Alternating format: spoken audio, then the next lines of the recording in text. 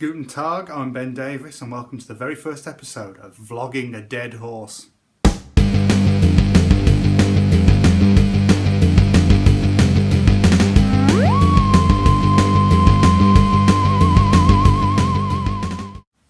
As you may or may not be aware, I have a book out called My Embarrassing Dad's Gone Viral, available now in all good bookshops. And the book basically is about a boy who wants to be a vlogger. So I thought, I might as well try it. Now, I don't want to be famous, I don't want to go viral or anything like that, and you won't catch me doing any wacky publicity stuff to get subscribers. For this episode, I'm going to be reading out a short story, which you won't have heard or read anywhere else. It's a prequel to the Joe Cowley series. But first, a word from our sponsors. Coming soon to the Lonely Billy bookcase shelf on my bedroom floor. Oh, Fiffle Wolf, old action figures I found up my loft wrestling federation.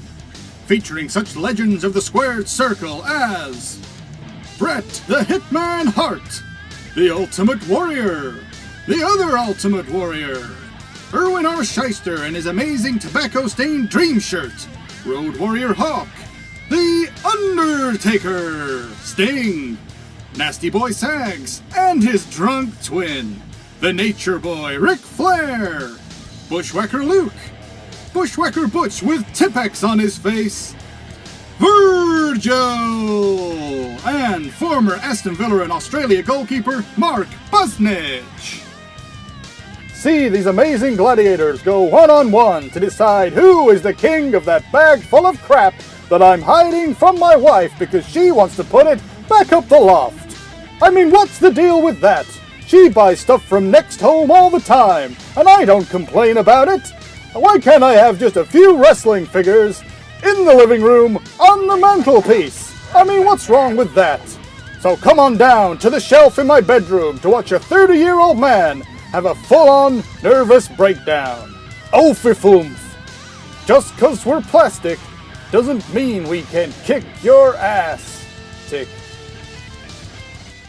And we're back. It's time now for the main event. This short story is called What I Did This Summer. Name, Joe Cowley. Age, 12. Project title, What I Did This Summer. To be honest, I didn't do loads this year. I went on holiday to Spain, but my parents ruined it by arguing all the time. My dad kept trying to speak Spanish, but instead of saying good morning, fine weather we're having, he was saying nasty stuff about people's mums. Anyway, I'm going to ignore all that and write about Saturday the 1st of August, because that's when the most interesting stuff happened. I just got back from holiday and had nothing to do besides peel flakes off my sunburned shoulders. This once I got a piece that was 8 centimetres long. I measured it and everything. Anyway, once all that was gone, I headed out to see what my friends were doing.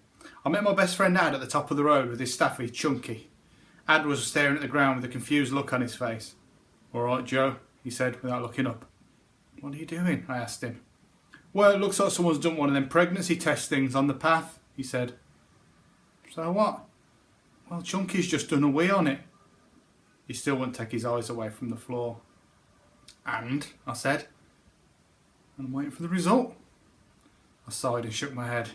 "I don't think those things work with dogs, Ad." "They might do, you never know. Plus, Chunky's a boy," I said. Ad looked up for the first time. His eyes were massive behind his thick glasses. "Nah, not since the vet sliced his nads off." "But Ad, he's still..." "You know what, never mind." "Ahoy, soldiers!" My other best mate Harry walked around the corner. He had a drinking straw in his mouth. He turned the bottom piece up so it kind of looked like a pipe. "Glad to see you back in Blighty, old boy," he said. "Blighty?" I said. "Oh boy, did you get brain damage while I was away?" "That's how he talks now, mate," said Ad. "He watched all these films about World War II and now he thinks he's instant Churchill." "Winston, old bean, how many times do I have to tell you it's Winston?" said Harry. "Anyway, that's enough shilly-shallying for one day. We have things to do." "What things?" I said. My shoulder started to itch under my t-shirt and I started to regret being so aggressive with the picking. "The enemy has taken our territory and we must reclaim it," said Harry. I looked at Ad for translation. "He means some kids from Lowe's Park School keep getting to the swings before we can and won't let us have a go," he said. "Ah," I said. "So what are we supposed to do about that?" "I'm glad you ask, old boy." Harry chewed on the end of his straw and pulled a sheet of paper out of his pocket. He'd drawn a map of the park with lines and arrows all over it.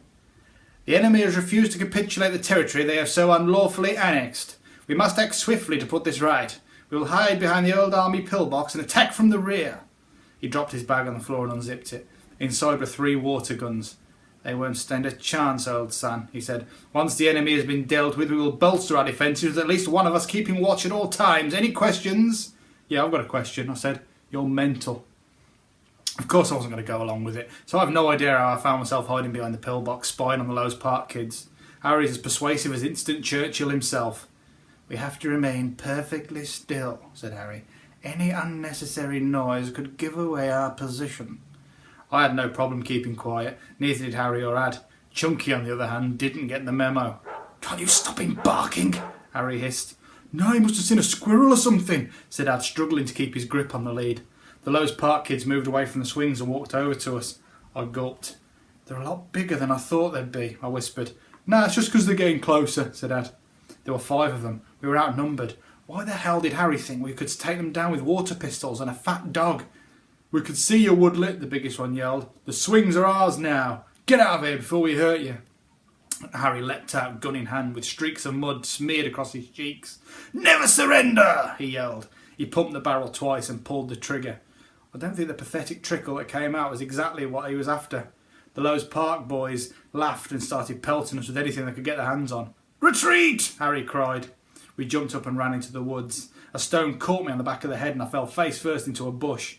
Harry pulled me up and we sprinted faster, rocks zipping past our heads like bullets. I glanced at Harry and saw him smiling. He was loving it. He probably planned it. I made a mental note to punch him in the neck when I next had the chance. The Lowe's Park boys must have given up after a while because the pelting stopped. I looked around. We were deep inside the woods. Deeper than I'd ever dared to go before. The trees were all super tall and gnarled looking and it was dead quiet. Let's get out of here, I said, fighting to get my breath back.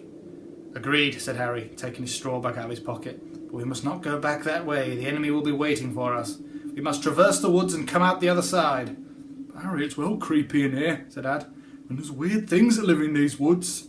Not as weird as you, old boy, said Harry. Now let's go. It's imperative that we clear the area before nightfall.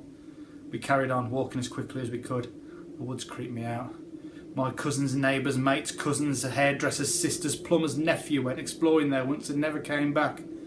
Something scurried through the bushes ahead of us. Chunky heard it and dragged Ad closer. A bolt of panic shot up my spine. A squirrel jumped out and ran away. Ad lost his grip on the lead and Chunky took off after it. Chunky, come back, girl! Ad shouted as he ran after her. Is that dog not a boy, old bean? Harry asked me. Yeah, but you try telling him that.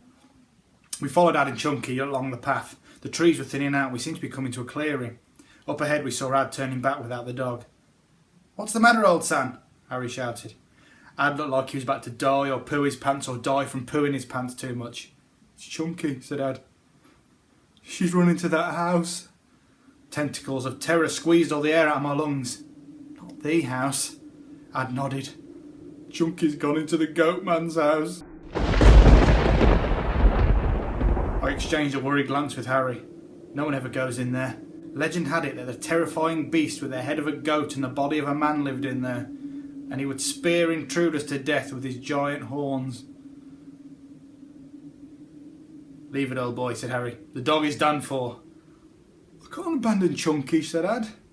She's my best friend. I thought we were your best friends, I said. Well, you are, but Chunky's my number 1 best friend, said Ad. Charming, said Harry. Well, I don't pick your poo up, do I? Said Ad. Harry put his hand on my shoulder. At least we know what we have to do to move up in Ad's estimation. Anyway, come on, we've got to get her back, said Ad. We followed him up the path. The trees thinned out more until we saw it. The goatman's house. A ramshackle old brick building, barely still standing. The wooden doors had all rotted away and vines crept all over the walls as if the woods were reclaiming it. Chunky, I called. Come out, there's a good boy. Girl, said Ad. Girl, I yelled. Nothing. The others called too, but he didn't come out. We've got to go in there, said Ad. Chunky might be hurt. I said a silent prayer to Captain Picard as we walked down the path. As much as I hated the idea of going in there, I couldn't have a dead dog on my conscience. We stopped outside and looked up at the house. It loomed over us in the late afternoon sun like a giant. I'm sure the goat man's just a rumour, I said. Of course it is, said Harry, not sounding entirely convincing. It ain't, said Ad. I saw it. Really, I said. He nodded. But not here. In the field. And it was an even worse goat man too. It had the head of a goat and the body of a goat. You sure that wasn't just a goat? I said. Oh yeah, maybe. We nodded at each other and crept inside. Ad went first, then me, with Harry following behind. We each held a stick as a weapon. Inside, the house was a complete wreck. There was a massive hole in the roof and the floor was littered with bricks and branches. I looked around for possible exits and places to hide from the goatman's horns of death. We crept over to a room on the left. There was a sink covered in green mould, so I guessed it must have once been a kitchen. The smell in there was awful, like a mixture of dirt, damp and boys' toilets. We shouted Chunky's name, but he wouldn't come. This is very peculiar, soldier, said Harry. I say we head upstairs and conduct a reconnaissance. The stairs groaned under our feet. I gripped the splintered handrail and it nearly came away in my hand. Look out for goat droppings, said Harry. Well, if he has the body of a man, there won't be goat droppings, will they? I said. Be man droppings. Point taken. There were 3 rooms upstairs. 2 of them were empty. The third one actually had a door. We hesitated outside. I just want to say one thing before we enter, said Harry. If the 2 of you are killed by the goat man, it has been an honour and a privilege. Hold on a minute, I said. Why are we getting killed? Harry chewed on the end of his straw and smiled. I will of course use my superior combat and strategic skills to escape. If I can take you with me I will, but I can't promise anything. Brilliant. Ad took a deep breath and opened the door. We crept inside and found the dog sniffing round in the corner of the room. Chunky! Ad cried. I'm so glad I found you, girl. My heart stopped kickboxing my ribcage. The room was completely empty except for the dog and a rickety old wardrobe. It looked like it might have been a bedroom. Ad pulled a doggy treat out of his pocket, which Chunky scoffed in like half a second. OK, let's get out of here, I said. I concur, old boy, said Harry. Before we could move, a creaking sound from behind cut through the quiet. Then the bedroom door slammed shut. Harry, what was that? Said Ad. Harry turned round, then turned back. Nothing to worry about, just the goat man. We nodded as if it was no big deal. Harry does tend to exaggerate. Like this once he told us he'd been in a 10-car pileup, but it turned out he'd just been on the dodgems. To be certain, I turned around and had a look myself. The first thing I saw was the horns, all long and gnarled, standing out from a giant goat's head complete with burning red eyes. Its body was tall and muscular, with colossal fists shaking with fury. He's right, you know, I said to Ad. There does appear to be a goat man standing behind us. Where did he come from? Said Ad. My guess is he was probably hiding in the wardrobe using Chunky as bait. Ah, right, said Ad. So what do we do now? My suggestion, I said, and we don't have to go with this, is that we run. Quite fast. Right, said Ad. Immediately I turned and made for the door. I yanked the handle. Nothing happened. We're locked in, I cried. The goat man walked over to us slowly and let out an ear-splitting scream. I had to hold the door to keep from fainting. What do we do, Harry? I yelled. We fight, old bean, he replied. He reached into his bag and pulled out the 3 water guns. We fight. We took aim. See you in hell, Harry yelled. We fired. All it did was make the goat man slightly damp.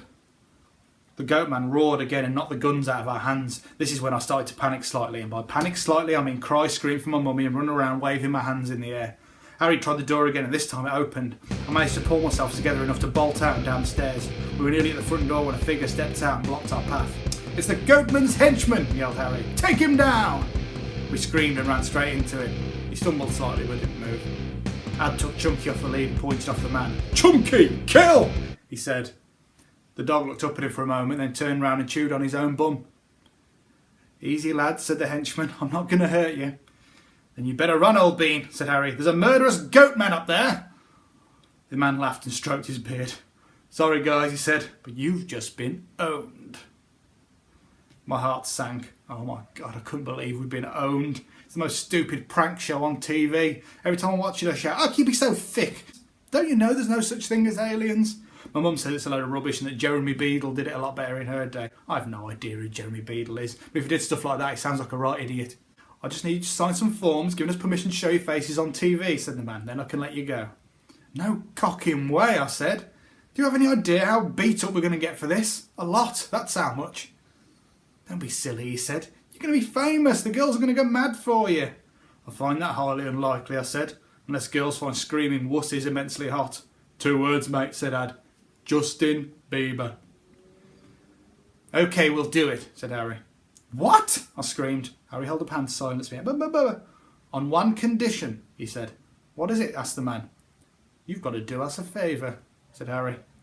Well, I won't go into too much detail about the favour, but let's just say we're going to be on TV on the 26th of October and we now have the swings to ourselves. And that's it for the very first episode of Vlogging a Dead Horse. Thank you so much for watching. Guten Abend.